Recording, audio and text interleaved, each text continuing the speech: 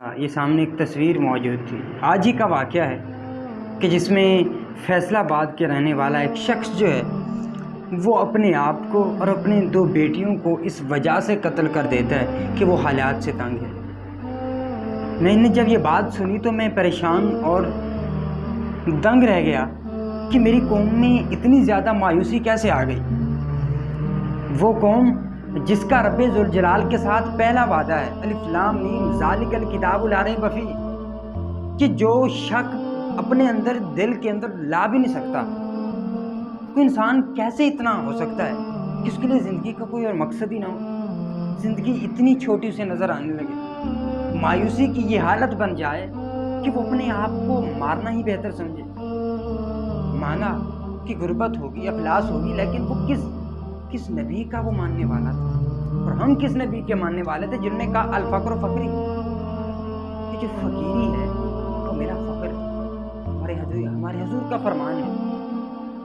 تو ہم یہ سوچنے کی بات یہ ہے کہ ہم اپنے معاشرے کو، اپنی سوسائٹی کو کس طرف لے کے جا رہے ہیں۔ پہلی بات، ہم نے اپنے معاشرے میں پازیٹیوٹی کو بڑھانا ہوگا کہ معاشرے میں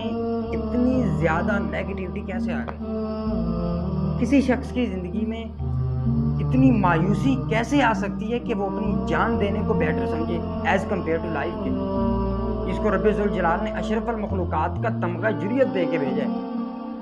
ایک بڑا عہدہ دے کے بھیجا ہے، اور وہ شخص رب ذوالجلال کی اس نعمت کو اس طرح سے روند کے چلا جائے، اپنے آپ کو قتل کر کے چلا جائے۔ سو ہمیں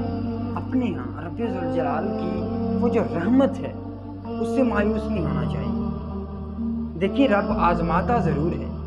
غربت سے، افلاس سے رب تو کہتا ہے، قرآن پاک کی میں آیات کا مفہوم ہے کہ میں ہر شخص کو آزماتا ہوں، مال کی کمی سے، اولاد کی کمی سے، حالات کے تنگ ہونے سے، دروازوں کے بند ہونے سے، کہ جب انسان کو کوئی دروازہ نظر نہیں آ رہا ہوتا، لیکن اس وقت بھی رب ذوالجلال کو اپنا رب ماننا